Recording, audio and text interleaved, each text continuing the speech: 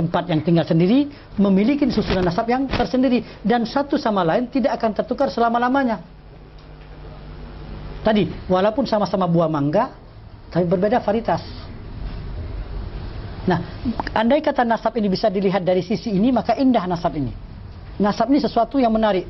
Makanya nasab ini akhir-akhir ini menjadi kajian oleh pengetahuan oleh orang-orang profesor-profesor, oleh orang-orang Barat dan Jepang. Karena dia melihat satu kekhasan di dalam nasab yang tidak ada di tempat lagi yang lain. Dan nasab yang paling rapi di dunia ini dan diakui itu Hadramut. Nasab-nasab dari keluarga dari Hadramut. Tetapi selanjutnya, dengan banyaknya keluarga-keluarga Hadramut yang meninggalkan negeri asal, tinggal di Indonesia, di Nusantara, maka Hadramut tidak bisa lagi kontrol Indonesia. Jadi kalau pengen tahu keluarga Haneman, jangan nanya ke Trim, nanya ke Palembang. Kenapa? Karena nenek moyang di Palembang semua. Kalau yang di Trim, orang Trim tidak bingung. Karena bukan tempatnya.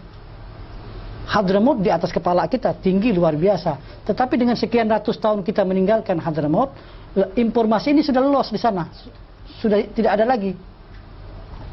Belum lagi kita berbicara pulau-pulau kecil. Kalau Palembang negeri besar. Tapi kalau pulau-pulau kecil, nah yang ini yang perlu kita ketahuin.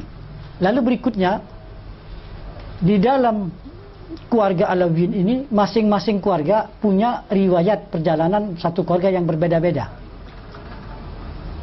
Al-Atas banyak. Kitabnya saudara Habib Ahmad bin Muhammad ini, bin Ahmad bin Abdullah bin Muhsin, dari Bogor masuk Semarang.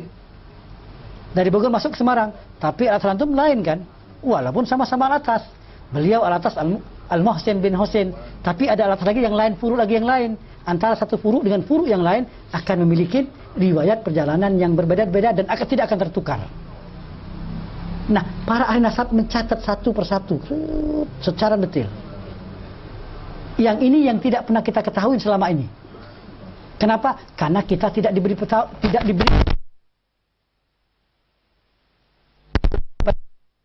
nasab, maka semakin kuat pemeliharaan nasab dan semakin tidak akan pernah nasab itu palsu.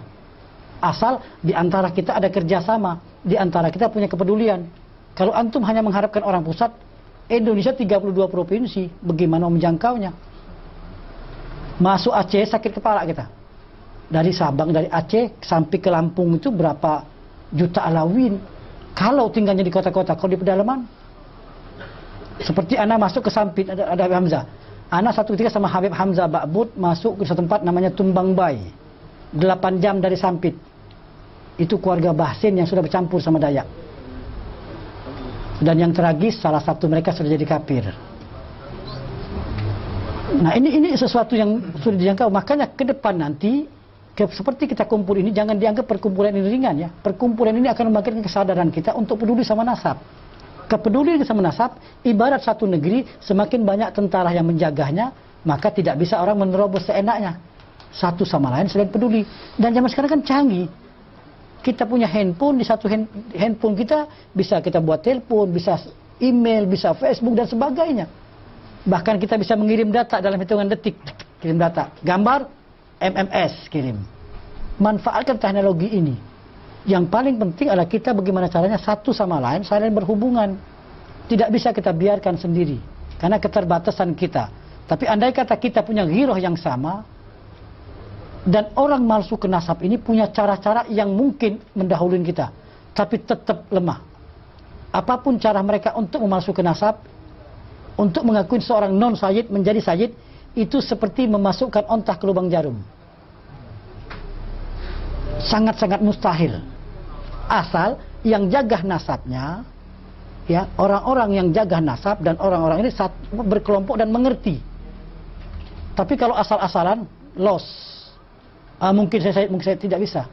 Sebab di dalam nasab pada satu ketika kita mengatakan dia anak bapaknya betul.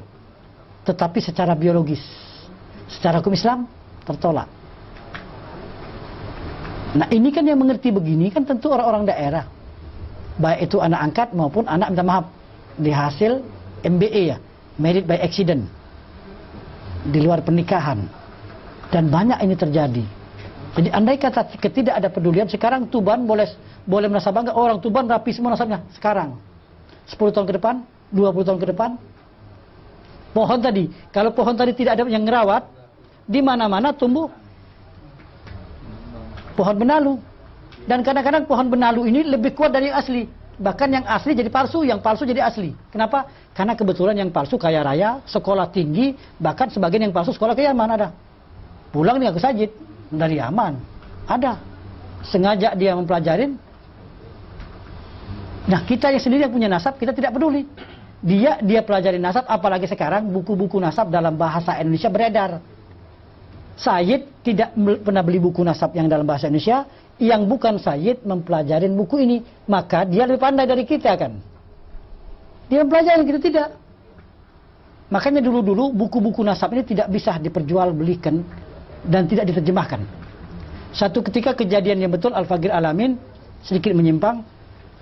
Ami Abdullah bin Ahmad bin Abdullah yang pengarang Fatat Garut ya, yang mengarang Khidmatul Asirah. Di masa hidupnya Ami Abdullah anak kepada Habib Ahmad ini mau menerjemahkan buku Khidmatul Asirah dan mau dibagi-bagikan kepada Alamin, diterjemahkan dalam bahasa Indonesia. Sewaktu mau nyetak, selama 3 hari berturut dia diimpikan oleh Habib Ahmad tidak boleh dicetak. Dan buku itu tidak dicetak. Tetapi entah kenapa belakangan hari Anda lihat ada buku-buku yang bermiripan dengan ini. Memang dia tidak akan mengerti, tapi paling tidak mereka punya ilmu sedikit. Sementara Sayyid yang tidak pernah belajar buku nasab dan tidak pernah membaca buku nasab ini, kosong sama sekali, tentu orang-orang ahwal ini yang pelajarin akan lebih pandai daripada kita. Makanya pertemuan seperti ini perlulah diadakan. Kalau ini kan tanpa rencana dadakan. Insya Allah paling tidak dari sini kita mulai ada kepedulian. Jangan orang-orang di Jawa ini berleha-leha ya. Oh Jawa rapi, jangan. Kita berpikir seperti datuk kita berpikirnya sekian ratus tahun ke depan. Makanya mereka mengajarkan nasab dan mempunyai pola-pola pengisbatan di dalam nasab. Itu poin yang ketiga. Begitu yang keempat, ini gelar atau julukan. Gelar julukan ini bisa koyokan, bisa gelar-gelar yang berkaitan dengan kebudayaan. Kalau di sini orang-orang sini paling-paling orang-orang bergelar Raden. Misalnya di dalam keluarga Bakbud. Di dalam keluarga Bakbud itu ada namanya Ibrahim Madyo Kusumo. Padahal namanya Ibrahim. Wongso Dirjo ada, tapi sedikit dalam keluarga Bakbud. Tetapi di Sumatera mereka sudah mengadopsi budaya-budaya tempatan. Bahkan terkadang mereka tidak tahu nama asli lagi. Dia makin nama bujang. Apalagi orang-orang di Riau, mereka sudah mengadopsi total nama tempat. Anak ambil contoh dan anak berulang-ulang selalu bicara di mana-mana. Satu orang tua, mukanya bagus, mereka menjaga dan semua orang tahu di Sayyid. Bangsanya Barakba. Anak tanya Ami siapa nama? Harun bin Tengku Cik bin Sendut bin Cik. Ayo, Cik bin Tengku Mamat bin Sulung Putih, bin Long Putih dia bilang. Bin Long Putih. Long Putih, iyalah langsung teruslah dia bilang Long Putih itu. Bin Sa'ban dia bilang. Dia tidak tahu siapa itu Long Putih. Tahunya, nah di sini letak ilmu nasab berkaitan dengan ilmu kebudayaan. Nah paling tidak di dalam pengisbatan nasab kita harus mengerti, tidak bisa nasab ini berdiri satu ilmu saja, tapi ilmu-ilmu lagi yang lain. Atau satu keluarga lagi di dalam keluarga Banasan yang mereka ngaku Asgab, ngaku bin Syahab di Riau. Orang tua umurnya 80 tahun dan mereka ini ya, orang-orang di Sumatera ini yang sudah menjadi raja ini, mereka jauh dari budaya-budaya habaib. Mereka maulid tidak lagi, tahlil tidak lagi, ratib sudah tidak lagi. Tapi mereka tahu diri mereka Sayyid. Mereka tahu. Tapi budaya-budaya seperti sini, khol segala macam, mereka asing. Karena sudah mereka berasimilasi. Kita bilang mereka ini di sana bilang Sayyid Belacan. Sayyid Belacan ini terasi. Karena mereka begitu beradaptasinya dengan budaya tempatan sehingga sudah samar. Satu orang tua anak tanya, namanya Muhtar bin Tengku Anom. Tengku Anom bin Sukmadewa. Sukmadewa bin Sultan Ismail. Kalau kita tidak mengerti nasab, nama Sukmadewa. Siapa Ami saudara Sukmadewa? Sulung Negara, Pendawa Jaya, Dewa Nanta. Nah, di sini berarti nasab sudah memiliki tingkat kesulitan yang lebih tinggi. Maka kita alawin harus mengerti dan melihat budaya. Sebab nama-nama yang kita di sini ini adalah nama-nama baku. Tapi di negeri lain, nama-nama ini sudah bercampur aduk dengan daerah-daerah. Bahkan di Riau itu ada satu Al-Jufri, dan keturunan nasab ini sulit untuk kita cari, namanya Kusuma Dilaga. Padahal namanya Zain. Dan Habib Ali bin Ja'far menuliskan nasab ini dengan rapi. Ya, sebelum Ana menerangkan yang berikutnya, Ana mau tunjukkan tulisan-tulisan Habib Ali bin Ja'far yang kita harus paling tidak mengerti. Ini salah satu halaman, Ana ambil contoh keluarga Barakbah. Ini keluarga Barakbah. Ini tulisan Habib bin Ja'far nih. Oke, ini keluarga Barakbah. Ini kebetulan Sahibul Bait yang punya rumah ini Ami Muhammad. Nah, ini Ami Muhammad nih. Ini Muhammad. Muhammad ini garis ini Muhammad, saya tarik garis ini bin Husin. Husin bin Zail. Ditulis, antum bisa baca tuh, daerah apa tuh? Bisa baca daerahnya? Ditulis Danawari ya? Iya. Ini Habib Arif, inilah Habib Arif, dan Habib Arif bin Ja'far waktu dia masuk ke Fagundan ini, ke daerah Danawari ini, beliau berbulan-bulan masuk negeri ini, bukan sebentar. Ya, ditulis satu persatu tuh. Cidahu, ya, Mojolenko, ya, Mojalengka. Inilah yang Anda bilang, ini karya Habib Arif bin Ja'far yang luar biasa. Ini Usman di Malang, dan disebutkan satu persatu saudara dia. Naik ke atas disebutkan lagi, ini ya, di atas dinaikkan disebutkan lagi Ali Pekalongan. Ali disebutkan sini Ja'far. Ja'far punya anak Muhammad Kutai. Kalau kita nggak belajar peta, tidak tahu di mana Kutai, dituliskan Kutai. Kutai, kemudian disebut lagi di sini, ini saudara-saudara Hashim, kemudian ini Ahmad, Cirebon.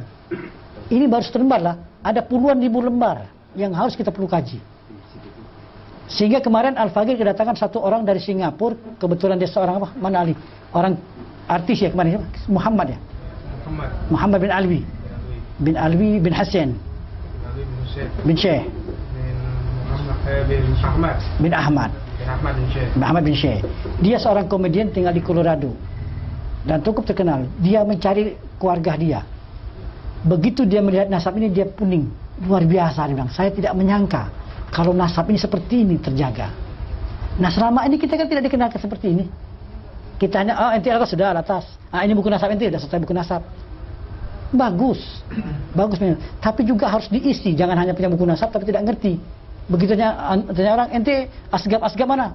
Nggak tahu ini buku ini baca nih. Anak atas mana? Tidak tahu ini bukunya nih. Nah, kalau dapat kita ambil kepedulian dengan belajarlah sedikit-sedikit. Dan nasab ini semua sayyid punya potensi untuk mengerti. Semua sayyid punya potensi untuk mengerti. Oke. Anak kembali lagi ke metodologi. Setelah gelar atau julukan, di dalam nasab juga untuk menentukan dan menjaga keaslian nasab ini, itu ada masalah hubungan perkawinan. Hubungan perkawinan jangan dianggap kecil ya. Biasanya kalau sayyid sama seripah kawin, si saripah ini akan lebih perhatian nasabnya. Bahkan terkadang andai kata non saripah, karena si sayyid ini kuat mengajarkan kepada istrinya akan pentingnya nasab, maka si istri ahwar ini akan mengerti nasab dan si istri akan menjaga. Anda ambil contoh waktu Anda dalam perjalanan ke daerah Patani, Thailand. Perbatasan antara Patani, Thailand, satu tempat namanya Bangol Ara, masuk wilayah Kelantan. Ketemu satu orang, namanya Ami Hashim. Duduk, Anda tanya Ami Hashim, Hashim bin apa? Hashim bin Ali bin Muhammad bin Ahmad. Dari mana? Surabaya, dia bilang. Anda tanya lagi, Ami, mana yang betul? Pasti. Ada istrinya. Istrinya bilang, sebentar, saya mau lihat surat tanah dulu. Masuk ke dalam kamar, istrinya bilang, bukan, yang betul Hashim bin Ali bin Ahmad bin Muhammad. Terbalik, Muhammad Ahmad, Ahmad Muhammad. Yang mana betul? Ini Ami Hashim dengan santai bicara, istri anak yang betul. Umi, dari mana Umi tahu nasab ini? Dulu saya dekat sama mertua saya. Mertua saya bilang ini nasabnya. Dari mana Mi? Tidak tahu. Lalu anak tanya lagi, hubungan saudara-saudara abahnya. Disebut satu orang. Dulu anak punya Ami, ada kemari Ami Muhdar, dia bilang. Begitu dia bicara Ami Muhdar, maka sesungguhnya mereka ini orang-orang Kendal. Dari Palembang mereka masuk ke Kendal sebagian. Dari Kendal ke Kelantan. Bisa bayangkan di mana Kendal, di mana Kelantan. Anda buka gambar ya, Anda buka gambar.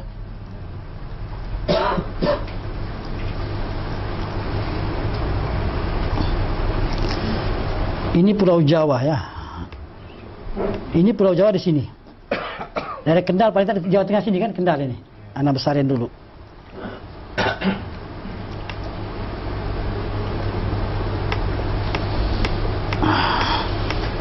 Di sini Kendal, daerah sini lebih kurang sini Kendal.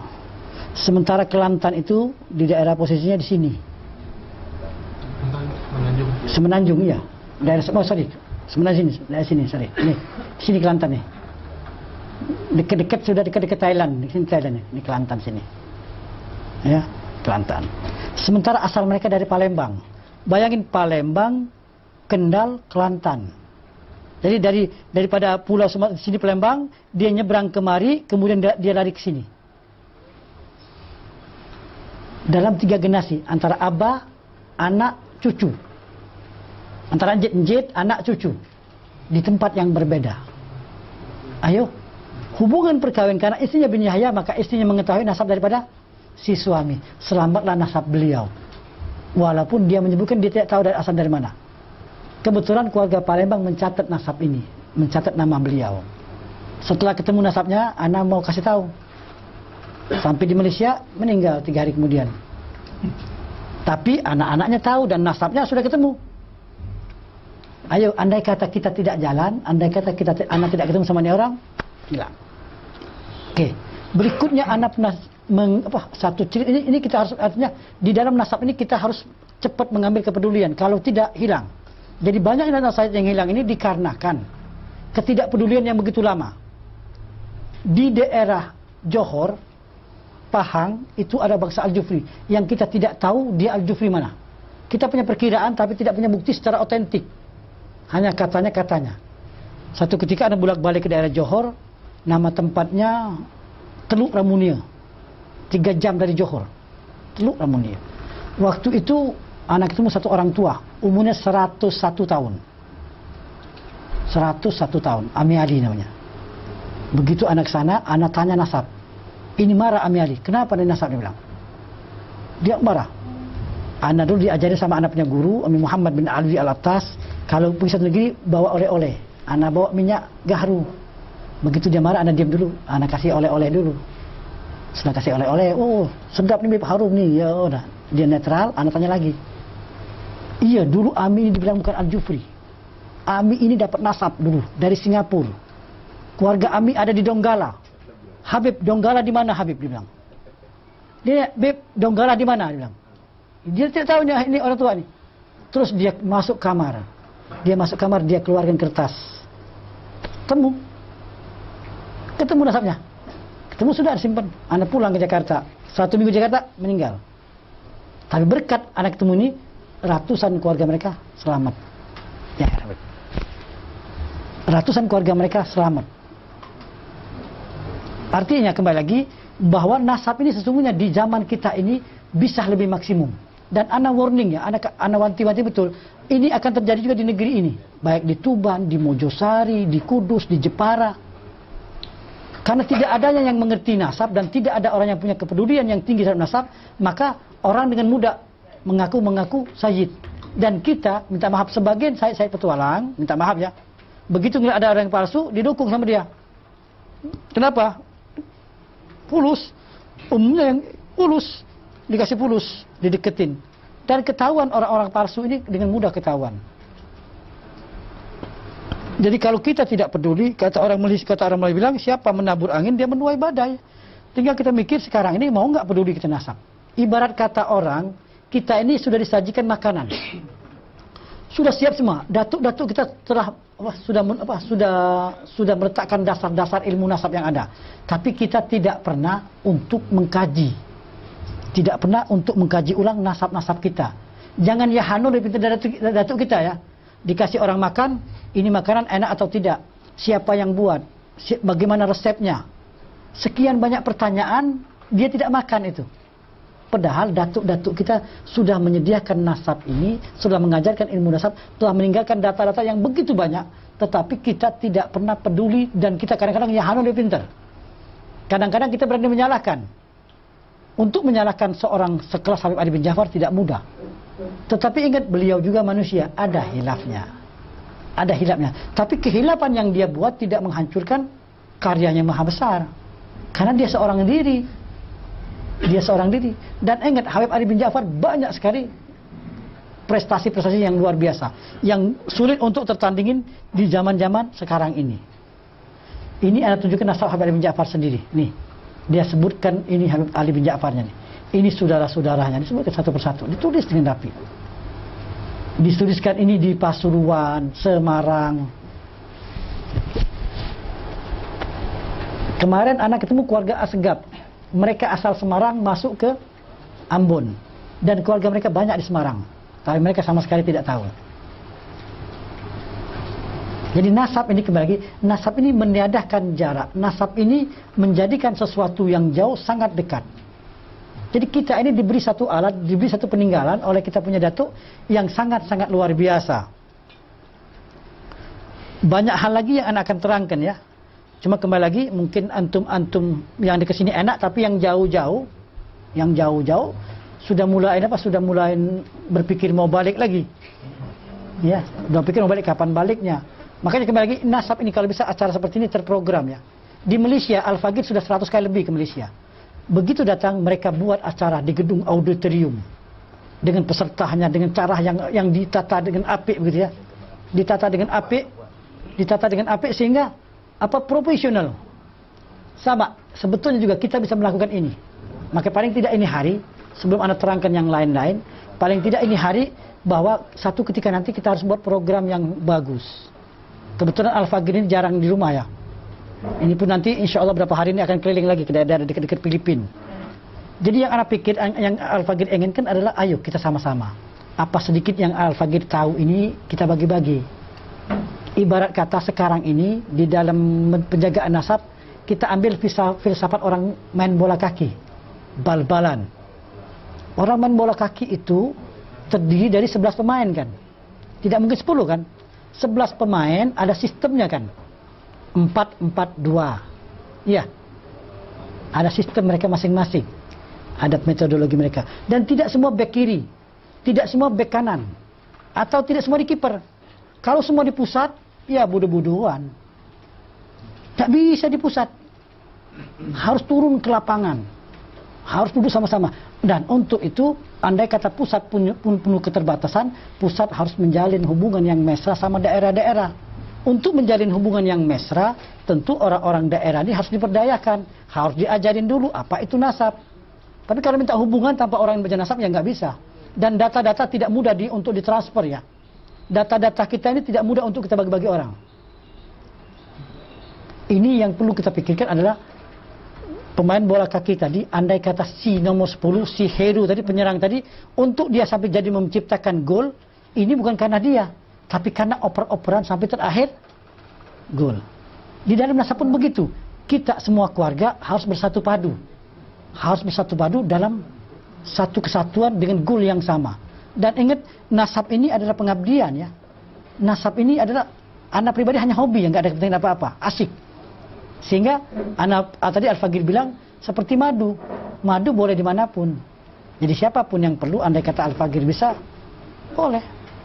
Dan Al-Faqih tidak mau terlibat terlalu jauh dengan hal-hal yang tidak bermanfaat. Karena kondisi nasab di lapangan saat ini sangat-sangat memprihatinkan. Sangat-sangat memprihatinkan. Anak ambil contoh lagi. Satu negeri namanya Sesayap. Sesayap itu 5 jam dengan speedboat dari Tarakan. Siapa mau datang ke sana? Ayo. Ini negeri-negeri begitu jauh. Sebetulnya kita, andai kata kita dengan punya pola yang pasti, itu bisa terrekrut semua. Tapi ingat, jangan serahkan sama pusat saja. Sama orang-orang daerah pun, orang-orang daerah punya negeri dijaga. Bagi report sama pusat. Pusat pun turun ke daerah. Jadi kan ada hubungan timbal balik. Tapi kalau masing-masing berasingan dengan kerjanya, akan terjadi friksi-friksi. Friksi-friksi ini, gesekan-gesekan ini makin lama makin Padahal sebetulnya satu kasus akan diketahui ini benar. Betul di Sayyid. Atau sebaliknya dikatakan ini bukan Sayyid. Tetapi karena tidak ada komunikasi maka terjadi kesilapan-kesilapan yang sepatutnya tidak terjadi. Oke. Banyak hal lagi yang perlu Al-Faqih terangkan. Tetapi untuk supaya hidup atau supaya kita ada interaksi, Anda berhenti sebentar, silakan bertanya. Sebab bagian mau sholat dulu. Silakan sholat dulu, tapi yang mau tanya silakan bertanya. Yang mau istirahat silakan istirahat. Boleh sih. Antum punya nama sebutkan. Abdullah bin Yusuf, Abdurrahman bin Muhammad, Insya Mulahela. Oh Mulahela, dari mana Mulahela? Solo. Dari Walidi Pasuruan, Habib dari Ampenan. Ampenan, kelompok Ampenan, Mulahela Ampenan. Kalau mau tanya, untuk mensikapi orang-orang yang palsu ini tadi? Ya, kata orang Melayu lebih baik mencegah daripada mengobati. Ya, lebih baik mencegah. Kenapa terjadi palsu ini tadi? Karena kita Alawin tidak dibekali dengan ilmu nasab. Sehingga mengatakan palsu ini terkadang-kadang dengan emosional. Kita dengan apa? Dengan otot. Padahal tidak. Ya, padahal tidak. Dengan otak. Jadi langkah yang terbaik pertama mencerdaskan Alawin dari sisi ilmu nasab. Dicerdaskan Alawin. Ini loh nasab loh. Seperti anak ketemu sama Helmi.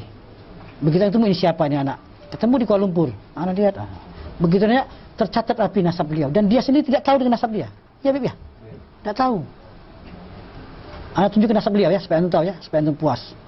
Dan ini, maka bilang tadi, antum harus berterima kasih sama Habib Ali bin Ja'far. Di dalam nasab keluarga Alawin, keluarga beliau ini dipanggil Al-Alwi bin Segap. Nah, ini penguasaan Lumpun, Al-Alwi bin Segap. Zaman modern, anak hanya dengan satu jemari ini, anak bisa buka semua file. Ini kita harus kombinasi ya. Jadi kita sama-sama bisa memanfaatkan ini dan ini adalah warisan buat generasi-generasi ke depan nanti. Karena tidak mungkin Al-Faqih bawa buku Quran. Iya. Anak ambil contoh Al-Alwi bin Segap. Al-Alwi bin Segap. Nih.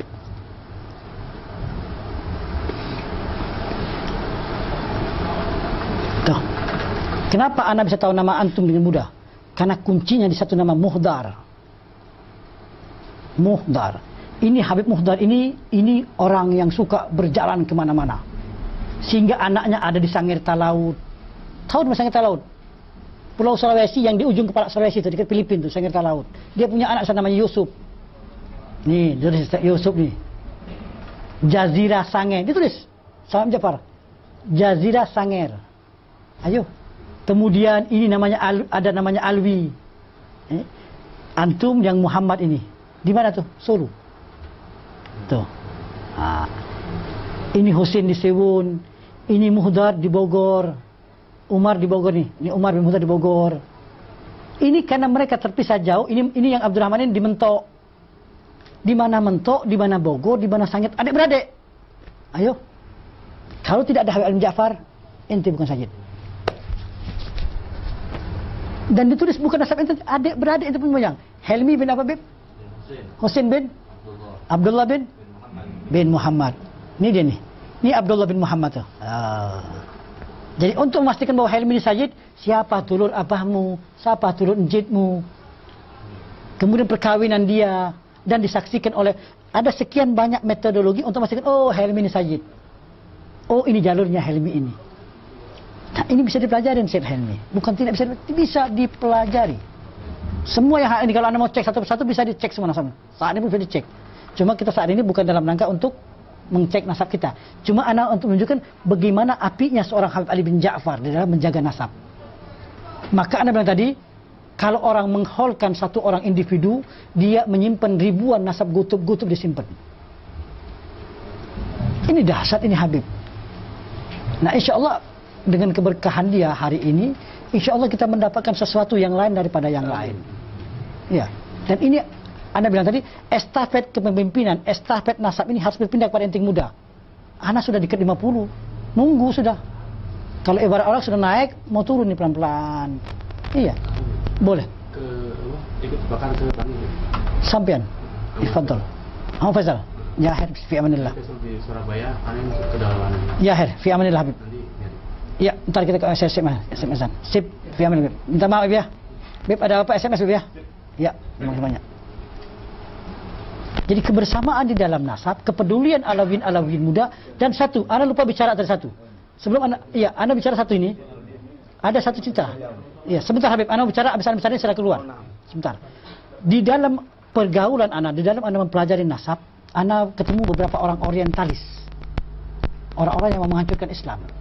Di dalam ini mereka berpikir, dia bilang, kenapa Alawi ini setiap bergerak dalam satu komando? Seperti mereka ini punya garis komando yang sama. Diselidiki sama mereka. Bahkan di tahun 1820-an itu ada satu orang Belanda, Van den Berg, mengarang koloni Hadramaut dan koloni Arab Nusantara. Dia ceritakan secara detail tentang kehidupan orang Hadramaut di Indonesia. Di Palembang begini, di Pontianak begini. Dia sebutkan senarai bangsa Al-Hamid. Bedakan Al-Hamid ini sama Al-Hamid ini. Al-Janet, bedakan Al-Janet ini. Dia secara detail. Nah, mereka menyimpulkan pada akhirnya komando Alawi adanya di nasab. Adanya di nasab. Jadi untuk menghancurkan perjuangan Alawin, untuk mengacau balaukan dakwahnya, kacaukan dulu nasabnya. Jadi kita jangan mau sekarang ini, Anda bilang, Anda cukup senang di mana-mana dasawarsa tahun 2000-an, itu anak-anak muda di setiap pelosok bangkit untuk menjaga nasab. Fadhil Habib. Ya, jadi ini saat-saat antum anak muda, estafet ini, pengetahuan nasab ini harus berpindah tangan. Iya. Ini kita bicara santai, yang ada halangan mau keluar nggak apa-apa. Boleh-boleh saja. Ya. Nasab ibu dia Al-Balhi terjaga ditulis oleh Ja'far, keluarga Al-Balhi. Tapi kalau orang nggak belajar puyeng. Jadi Habib Ali bin Ja'far bukan hanya menjaga nasab-nasab orang Hadramaut, non Hadramaut pun ditulis sama beliau. Dan Zaujah itu sendiri kan Al-Musawi Al-Kazimi Al-Baghdadi. Aisyah binti Abdullah bin Abdul Ma'bud bin Ahmad, kalau salah baru bin Hidir bin Jarjis, dan nasabnya rapi. Dahsyat kali Habib Ja'far, luar biasa dahsyat. Terus ini kita udah diwarisin kok nggak mau mengkajinya. Dan kembali lagi ini menjadi pelajaran seluruh dunia, terutama kaum-kaum intelektual. Waktu mengadakan hall ini, Al-Fagir mencoba melihat keadaan mereka. Begitu kita buat situs, dalam sekejap yang paling banyak melihat Indonesia itu orang Amerika. Ada kepentingan apa dia melatih nasab? Sebelum An-Nasabah, berapa kali kita buat situs, yang paling banyak berkunjung itu mereka cari ini kita orang. Artinya mereka menjadikan ini perhatian yang khusus akan diri kita. Kok kita yang punya diri tidak perhatian sama kita? Jadi contoh Anda bilang tadi, andai kata masih Anda di sini, Anda berangkat lagi tanggal 15 berangkat ya. Andai kata Anda di Jakarta, cobalah anak-anak muda di sini kumpul. Anda perlu waktu 2 hari 2 malam. Kita duduk yang rapi. Anda perlu waktu 2 malam. Semua sekarang bisa berangkat dengan mudah, ada kapal, ada pesawat. Anda turun di Semarang, jemput. Kalau enggak Anda naik oplet umum. Anda turun di Surabaya, turun. Kapan lagi? Kita ini berpacu dengan waktu. Anda harus keliling seluruh Indonesia, seluruh Malaysia. Dan Anda prihatin. Jadi tolong dikondisikan, bukan untuk Anda ya. Anda nggak punya kepentingan apa-apa. Kalau untuk Anda, wallah Anda harman di rumah, ngelonin bini main sama anak. Ngapain bahal-bahlulan sebulan ninggalin harmati? Iya. Tapi ini kan, ini amanah yang harus sejalan sama-sama. Dan ini hak ente. Ente anak muda berhak untuk menuntut anak. Berhak ente. Ini ilmu ente. Jadi yang paling bagus Habib menghadapi yang palsu ini tadi, menghadapi palsu, pertama kita cerdaskan diri kita. Pertama kali, andai kata alam ini cerdas, yang palsu mikir mau ngaku-ngaku sajid, mikir panjang lebar. Tapi karena dia tahu kita tidak ngerti dan dia tahu nasabnya tidak begitu terjaga, dia berani ngaku. Ya, tapi kalau tidak, dan ini terjadi di berbagai negeri. Ya alhamdulillah, anak hampir masuk seluruh Indonesia ya. Hampir sudah masuk anak. Cuma yang belum sempat aja, ampenan. Bali masuk sudah. Di Bali pun banyak yang palsu. Ngaku Al-Idrus, ngaku Al-Ghadri. Iya Sayyid. Nah, Hussein bin Muhammad bin Yahya bin Ali bin Yahya bin Bashir al-Mahdi. Bagaimana menyikapi fenomena Basaiban sekarang? Anda pernah dengar dari Ustaz Taufik? Iya. Basaiban itu ada yang terputus dan tidak diakui. Iya. Iya. Kami ini banyak yang iya. Jadi begini, berbicara akan satu kisah yang seperti ini kita memerlukan waktu yang khas. Akan nasab Basaiban, Habib Ali bin Ja'far sudah mengisbatnya, bukan tidak mengisbatnya. Kemudian ada buku-bukunya, tetapi juga ada yang palsu. Ada yang palsu. Bukan bermakna Basaiban itu bukan saya semua. Ada yang nasab terjaga, ada yang tidak. dan mereka menjaga perkawinan mereka satu dengan yang lain. Al-Faqih cukup mempelajarinya, tapi untuk membahas masalah ini secara detail perlu waktu yang tersendiri. Ya, perlu waktu tersendiri supaya pemahamannya tidak setengah-setengah. Masuk rapi. Dan Habib Ali bin Ja'far mengisbat nasab itu, dan ada isbatan itu. Dan ada pembahasan kenapa nasab mereka yang bisa terima, itu ada pembahasan. Pembahasan ini adalah pembahasan, minta maaf, yang tingkat tinggi lah. Memerlukan waktu yang panjang, dan untuk menerangkan ini, andai kata orang ini sudah terisi dengan dasar ilmu nasab, dia bisa terima. Tapi kalau tidak ngerti nasab, belajarnya sakit kepala. Iya. Jadi setiap orang yang aku bahasa dengan mudah bisa tahu dengan palsu dengan tidak. Ada yang palsu, anak ketemu dengan palsu. Yang asli pun ada. Satu lagi, di dalam mengisbat nasab kita tidak bisa melihat penampilan fisiknya. Kalau kita melihat penampilan fisik, kacau. Baseban yang ada di daerah Tumbu, Magelang, Menes, daerah sana, itu ente lihat, wallah kama Jawi tulen. Mentese, nah ini, di daerah Mentese. Kama Jawi tulen. Nah ini tidak bisa kita jadikan hujah. Kalau andai kata kita dengan wajah, maka Arab jadi sayyid. Mukanya bagus-bagus. Kita orang-orang yang sudah bercampur sama orang kebanyakan, muka-muka dan nus-nus, tertolak jadi sayyid. Jadi mengisbat nasab seorang bukan dengan penampilan fisikal, bukan karena kayahnya, bukan karena keilmuannya, atau bukan karena ketenaran. Oh dia terkenal, jarang kali dia sayyid. Bukan. Oh dia ni wali Allah. Al-Imam Al-Ghazali bukan sayyid, tapi terkenal. Ya. Siapa lagi? Imam Syafi'i, Hambali, Hanafi. Tidak harus dia sayyid. Ini tidak mentang-mentang terkenal sedikit, langsung menjadi sayyid. Nah, itu kembali lagi. Untuk mengisbat, mengiyakan atau tidak mengiyakan seorang sayyid ini dengan ilim. Dan minta maaf kalau di dalam nasab, pengalaman orang di dalam nasab, kalau dia belajar nasab, itu 5 tahun, itu tingkat ini TK. 5 tahun duduk di nasab, itu tingkat TK. 10 tahun sudah tingkat SD. 15 tahun, oke udah. Dan 15 tahun itu daim. Terus tidak henti dia. Tapi kalau hanya hit and run, duduk, keluar, nggak bisa. Dan di dalam nasab harus totalitas. Kalau mengurus nasab Al-Faqih kebetulan piping engineer. Tapi sudah pensiun, tidak lagi. Basic Anda bukan orang agama. Anda melihat nasab, makanya kalau berbicara nasab, Anda melihat nasab dari sisi ilmiah ya.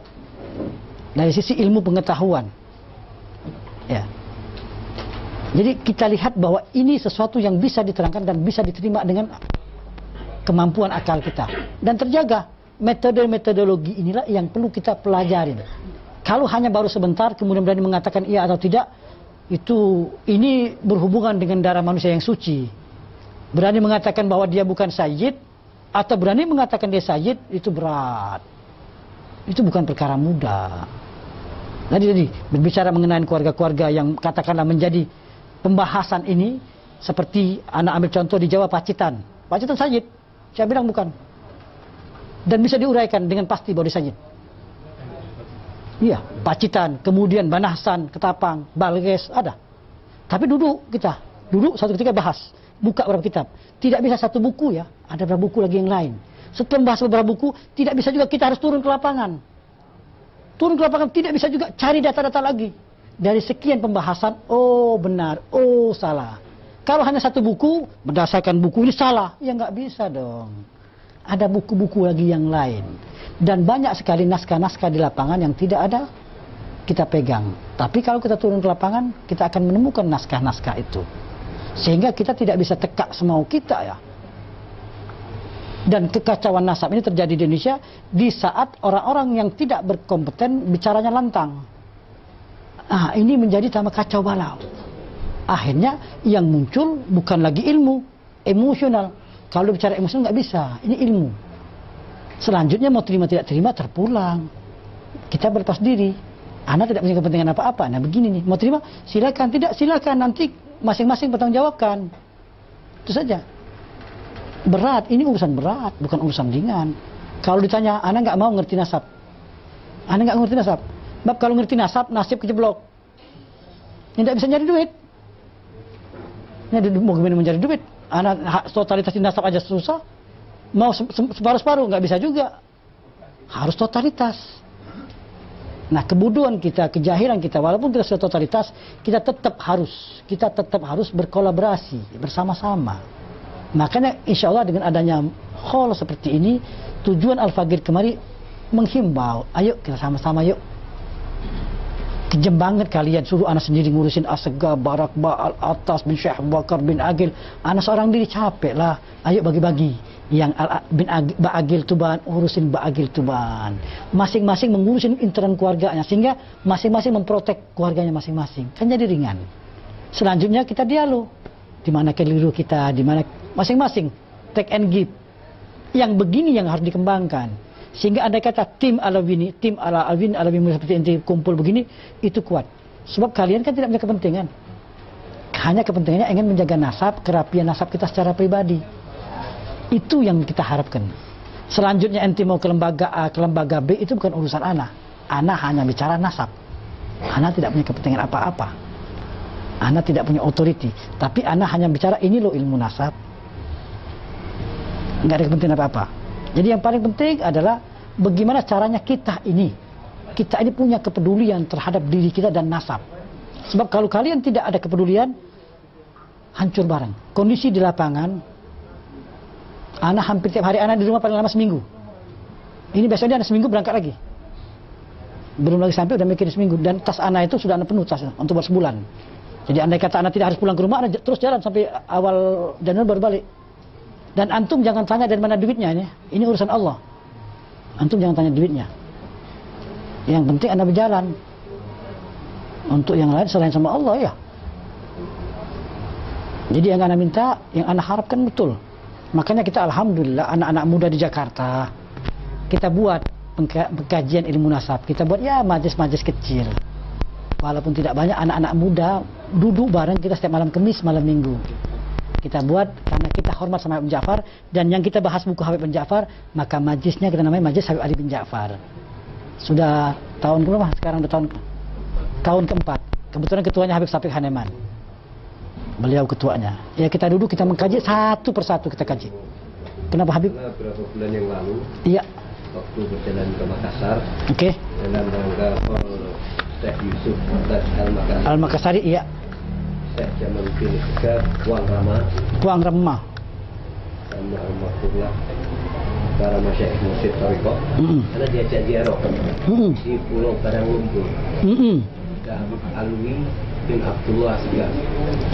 Tapi nisannya tidak ada tulisannya. Ada yakni jadi begini, iya, jadi begini. Berbicara satu lain lubuk lain ikan. Jam dari Pulau. Iya, Baralumpu ya. Apa namanya, dari Losari. Nyebrang pakai perahu klotok setengah jam. Iya. Jadi kalau berbicara makam itu, kalau tanpa ada tulisan itu lemah. Tapi kita akan punya hitung-hitungan secara arkeolog. Ilmu nasab berkaitan sama arkeolog. Oke, ini Habib umurnya berapa ratus tahun? Dari ratus tahun kita bisa memperkirakan nisannya. Oke, satu. Kemudian kita mencoba mencari catatan mereka. Tidak ada mereka catatan secara pengetahuan secara lisan. Kita eksplor begitu. Lalu di dalam keluarga Makassar yang terjaga nasab asgabnya itu adalah yang di keluarga Sengkang. Adapun keluarga Puang Rama itu kislama, nasab mereka tertolak. Karena di atasnya Fulan bin Abdullah bin Ba'alawi di atasnya ada. Anda punya naskah mereka ini. Walhasil nasab mereka ini memang nasab tertolak. Satu. Kemudian tadi Jamaluddin Asegab. Tahun berapa? Jamaluddin Asegab Puang Rama. Iya. Lupa. Nama Jamaluddin hampir tidak pernah digunakan dalam Asegab. Dan tadi kes seperti kes Cikuang. Di Cikuang itu ribuan orang aku aidit. Nasabnya ngaco. Satu kampung. Cikuang mana? Makassar. Oh, Makassar. Ngaku aidit dan mereka kuat dalam menjaga nasab, tapi nasab mereka tertolak. Jadi inilah kembali lagi Habib Bakar, kita memerlukan pondasi dulu. Saat pondasi Puang Rama ini suka ngajak jamaahnya ziarah ke Baralumpu. Iya, Baralumpu. Di dalam keluarga Asegab di daerah Bugis itu hanya satu tempat yang terjaga rapi, di daerah Sengkang. Itu kelompok Sengkang ini kemudian mereka sebagian hijrah ke Jakarta. Mereka dari kelompok Al-Agil As-Suudi Asegab, dan mereka sama sekali tidak ada hubungan sama keluarga Puang Rama. Dan anak dari guru anak mewarisin cerita ini memang nasab tertolak. Jadi banyak kes-kes yang sudah ada dari dulu, tapi orang yang baru tahu, baru memulai, sementara itu sudah selesai. Ada lagi daerah Maros, juga begitu. Maros. Kita kembali lagi, nasab tidak bisa hanya dengan pernyataan. Nasab ini bukan sejarah, tapi sejarah plus. Kan kebetulan hobi ziarah ya. Iya, bagus. Ziarah Iya. Diajaknya ke sana itu. Iya. Ini kan pengetahuan buat kita. Cuma kembali lagi kita tidak tergopo-gopo ya. Sebab kembali lagi nasab ini tidak hanya pengakuan langsung jadi. Begitu orang ngaku, mana data-datanya? Ambil data sekian banyak semua. Dan minta maaf. Iya, ana mengurusin satu bangsa, ana selama hampir 5 tahun. Satu orang di pedalaman Malaysia ngaku pertama kali ngaku Al-Jupri. Selesai ngaku Al-Jupri, sekian tahun lagi berubah lagi Al-Attas. Siapa namanya? Disebutkan fulan. Begitu disebut fulan, ana tahu bangsa apa dia. Dari mana asalnya? Dari kampung Arab Jambi. Oh, Al-Muhdar ini. Al-Muhdar, karena ada nama-nama kunci. Ini Al-Muhdar. Tapi analisa anak ini tidak harus anda percaya. Karena apa sebutnya? Namanya anak muda ini Farid bin Idrus bin Ali bin Montel bin Hasan. Siapa nama Montel tidak tahu, dia bilang. Dalam Habib Ja'far disebutkan Montel ini sebetulnya namanya Umar. Tapi itu analisa. Anak harus bolak-balik. Di bulan puasa tahun 2010, anak ke Jambi. Ketemu salah satu cucu daripada Habib Montel ini.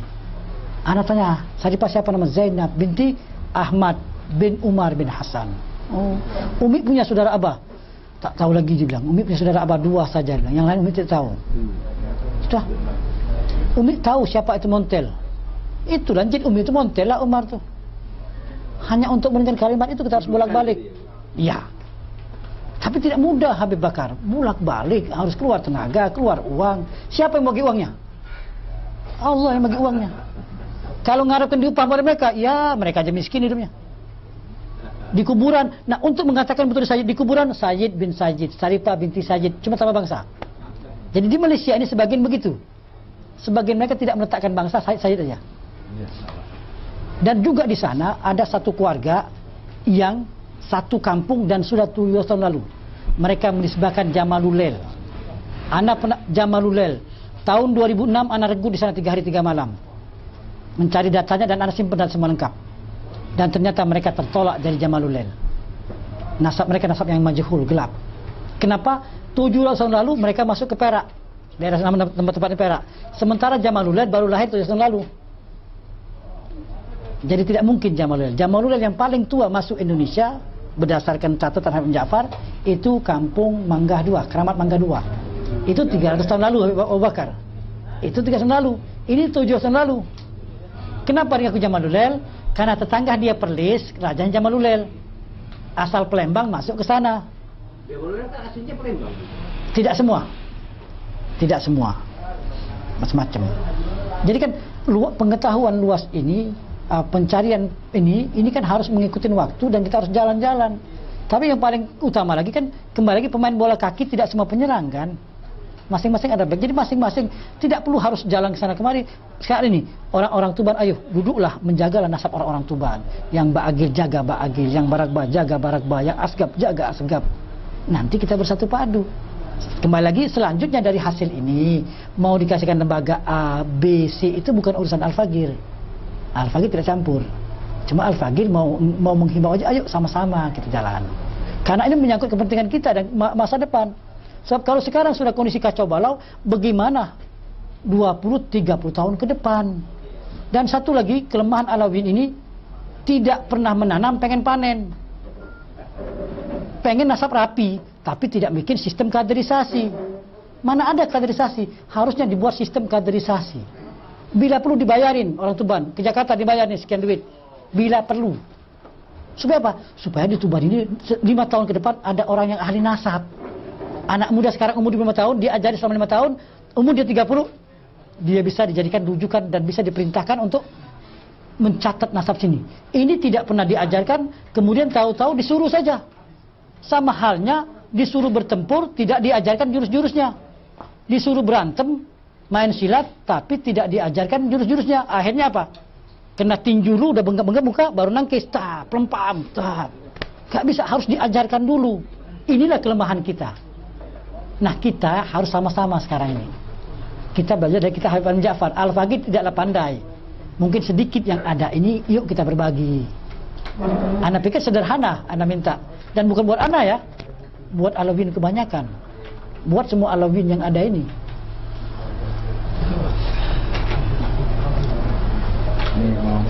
Boleh tanya. Antum siapa namanya? Alwi. Ustaz Alwi. Oh. Tahu. Udah mampir. Udah. Ana ini nunggu dia manggil ana, enggak manggil datang sendiri. Ditunggu dipanggilan beliau nih. Ini mau manggil. Ana ditunggu beliau manggil ana. Sekarang dia ngomong mau manggil ini. Iya, nanti kapan? Bulan Januari atau kapan ya? Ya, jadi seperti pertemuan siang ini tanggap sebagai mukadimah. Iya, betul. Tadi kita dengan beberapa ikhwan yang ada di Tuban ini kita musyawarah kepingin memang kapan antum ada waktu untuk kita ya buat model seminar beginilah. Iya. Insya wilayah Tuban, Bojonegoro, Lamongan jadi satu. Iya, oke. Jadi satu sentralkan dari Tuban. Mungkin Januari akhir ya. Januari akhir atau awal Februari. Nah, mungkin sebelum hari H berapa itu antum menyampaikan jadi kita bisa. Iya. Untuk kirim. Anak mau ke apa? Ke dekat dari pertengahan Februari.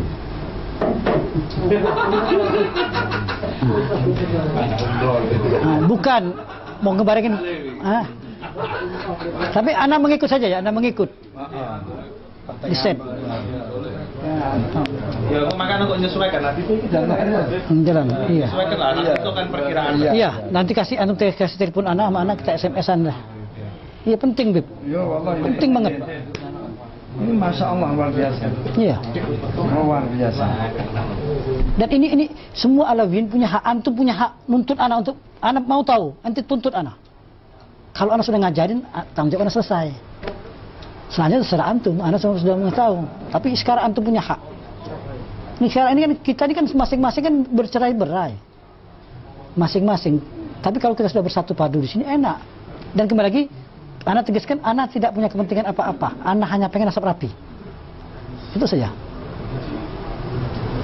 Dan bagus. Ya silakan sih. Pengajian itu syarat minimal apa biayanya? Oh, jumlahnya. Syarat untuk. Syaratnya pasti adalah nasabnya rapi. Nasabnya rapi. Nah, yang pasti, yang paling utama nasabnya rapi dulu. Itu pengadilan. Iya, pengkaderan. Kalau mau di Jakarta, mau ngikut di Jakarta, kita seminggu 2 kali. Jadi kita ada 7 buku, kita akan bahas satu-satu buku dan perhalaman-perhalaman bahas. Tapi sebelum perhalaman-perhalaman itu perlu waktu paling tidak 3-4 bulan itu untuk membangun pola pikir dasar nasab dulu. Setelah pola pikir nasab dibangun, baru belajar membaca buku nasab. Enggak, tadi apa itu persyaratannya apa tadi? Nasabnya rapi. Nasabnya rapi. Terus minimal apa? Dia apa? Setelah nasab rapi apa? Enggak lagi, itu yang paling utama. Yang lain ente boleh ngerti bahasa Arab bagus, tidak ngerti pun tidak apa-apa. Oh gitu. Boleh ngerti bahasa Arab bagus, tidak ngerti pun bukan berarti ente tidak boleh belajar. Ya. Tidak ada syarat yang harus, tapi nasab yang harus rapi. Mau belajar. Iya, dan ingat belajar nasab bukan buat tentang-tenteng. Nasabnya nggak pernah belajar. Iya Said. Antum punya siapa? Mustafa tadi. Melihat tadi. Anak bicara atas nama Profesor Jepara, kebetulan ini kita dari Profesor Jepara. Iya. Kapan punya anak Jepara?